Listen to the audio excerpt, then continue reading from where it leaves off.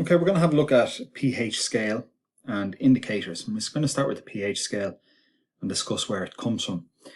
So the first thing that we've got to start with the pH scale, you've got to build this up in layers to figure out where this scale comes from. The first place it comes from is starting with the self-ionization of water. Now that's the heading. So I've written down here that pure water can carry small amounts of electricity. And again, this is pure water, this is H2O. Now, normally if we want to carry electricity, we would have to have some sort of positive ions in solution, like say sodium ions or potassium ions.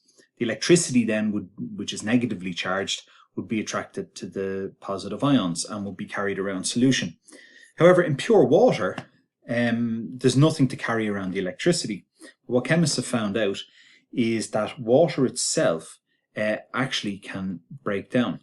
So water in some circumstances can form a H plus ion and an OH minus ion. And this is what we call the self-ionization of water. It's where water self-ionizes. The concentration of your H pluses and the OH minuses, so the concentrations of these in pure water is very small. So equilibrium would very much lie on this side. As you can see, it's an equilibrium equation. So in other words, you have lots and lots of water molecules, but very, very little of the H pluses and OH minuses, but you do have them. Now the next bit can get a little bit tricky, so try to bear with it. It's not asked very often, but we'll just go through it anyway. When you have the self-ionization of water, we can draw up an equilibrium constant for this. So I'm going to put this on the side. So we can draw up Kc for this reaction because it is an equilibrium equation. So Kc for this reaction is going to be the concentration of the products, which is H plus by OH minus ions, all divided by the reactants, which is going to be H2O, concentration to H2O. Now, where do we get these numbers from? Well, the concentration of H2O is what we call a constant. In other words, you can actually work out the concentration of H2O. Now, I won't go through the calculations of it, but it actually works out to be 55.56 moles. Now, that is always the concentration of pure water. We also know that this Kc here, from our study of chemical equilibrium, is also what we call a constant number. So we've got two constants here. So mathematically speaking, what we can do is we can bring up the H2O up here, and we end up getting Kc multiplied by the concentration of H2O is equal to the concentration of the hydrogen ions multiplied by the hydroxyl ions. Now, because these two things here are constants, in other words, they're set numbers which aren't going to change, chemists actually gave this, instead of writing it out like this the whole time, they gave it a new name and they called it Kw. So Kw then is going to be equal to the hydrogen ion concentration multiplied by the hydroxyl ion concentration. And this is Kw. Now, in chemistry, this Kw is what's called the ionic product of water.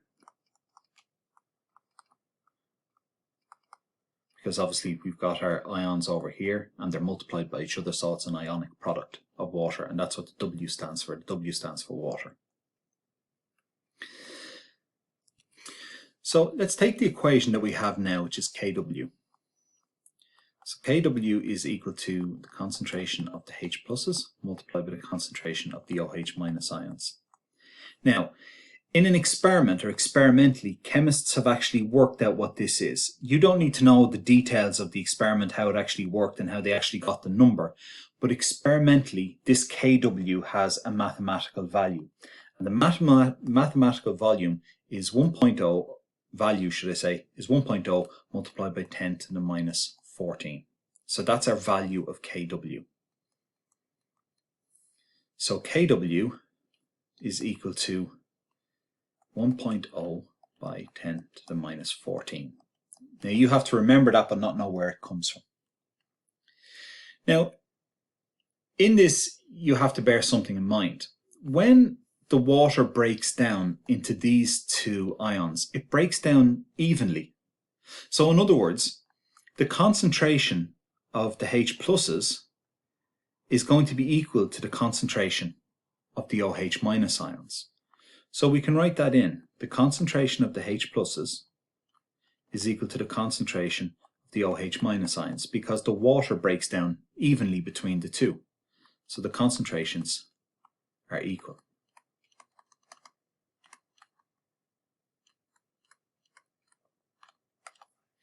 Now, again, mathematically speaking, what we can do here is we can do a little substitution. So if Kw is equal to this line here, and Kw is also equal to that line, well then we can write down H plus, the concentration of the H pluses by the concentration of the OH minuses is equal to 1.0 multiplied by 10 to the 14. And then because of this, because the concentrations are equal, that means we can do a little substitution. We can change the OH minus ions for H plus ions. And that's also equal to 1.0 by 10 to the minus 14.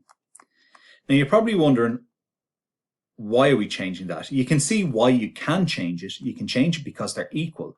But why would you suddenly insert another H plus? Because what we're trying to do here is we're trying to figure out a value for the concentration of the hydrogen ions only.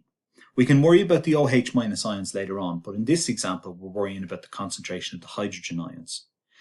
And again, this in maths would be like x multiplied by y equals something. If you can sub the y for an x, then you're going to get a value for x. So here, bit of maths, we got H plus, the concentration squared, is equal to 1.0 multiplied by 10 to the minus 14. So if you want the concentration of the hydrogen ions, which is the whole point of this is going to be the square root of 1.0 by 10 to the minus 14. And getting the square root of that then, you're going to end up with 1.0 multiplied by 10 to the minus 7. So look, there's a good bit of maths in this, but run back through it and see if you can spot where everything is coming from.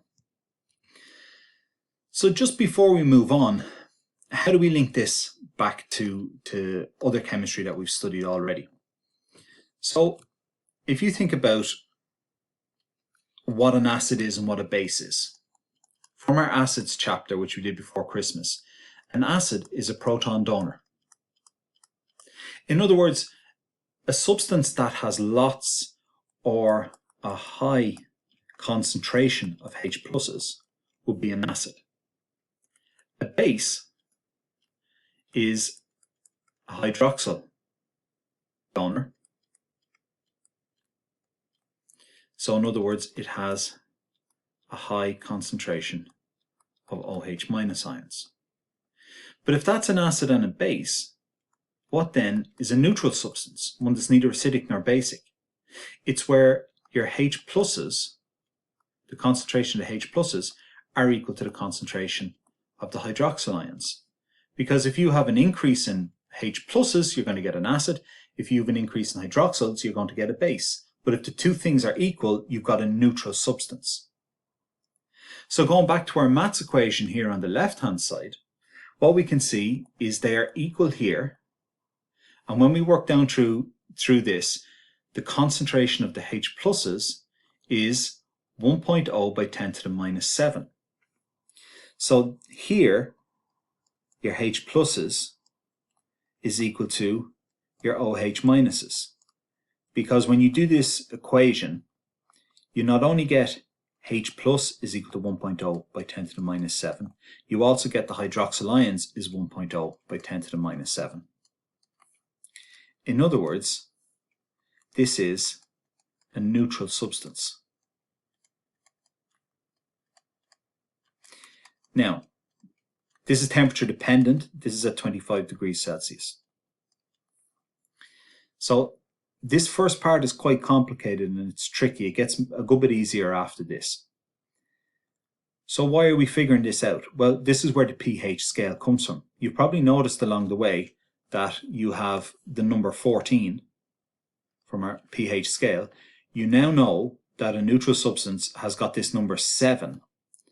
Let's go figure out how we can turn this into a pH scale rather than 10 to the minus 7 and 10 to the minus 14.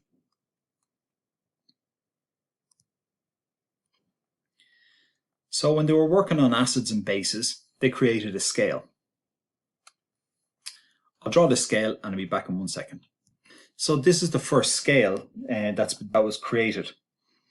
You can see you have your neutral value in here at 10 to the 7. And you have all your other values along the scale. Now again, we want to change that scale into something that's easily, readable. So a chemist by the name of Søren Sørensen, and you might come across his name. He was a Danish chemist. And he came up with the idea of the pH scale, and he wanted to turn that scale into something that people could use. So what he did was he came up with a formula. And you may have seen this if you're studying honours maths. This came up on a paper a few years ago.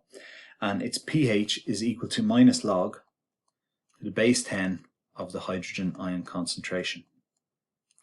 All these numbers along here, all these 10 to the power ofs, these are hydrogen ion concentration.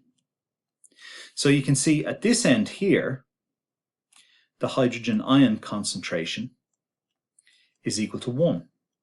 As you move along, let's say we take this one here, the hydrogen ion concentration here is 10 to the minus 3, which is 0.001. And if you move down to something like this, you have 10 to the minus 8, which the hydrogen ion concentration is going to be 0.0000008 possibly. Oops, 1. Not that. So 1. So basically what you can see here, as you move from left to right, the hydrogen ion concentration is getting weaker. Remember what donates hydrogen ions. An acid is a hydrogen ion donor. It's a proton donor. So acids have lots of hydrogen ions. They have a big concentration of hydrogen ions. And as we move across the scale, going to the right-hand side, you can see the hydrogen ion concentration decreasing, which means it's becoming less acidic. So when you get all the way to the end down here at H+, you have, a 0 point, lots of zeros, 1, and this is a really incredibly weak acid. In other words, it's a base. It's at the other end of the scale. So how do we turn these odd numbers into this? So what we've got is pH is equal to minus log to the base 10 of the hydrogen ion concentration. That there is a definition. If you're asked for the definition of pH, you give that. You can, of course, put it into words. You can say it's minus the logarithm of the hydrogen ion concentration to the base 10. You can do that as well, but it's easier to just write down the formula because that's what you're going to be using on a regular basis. So we'll come back in part 2 and actually have a look at the examples of this.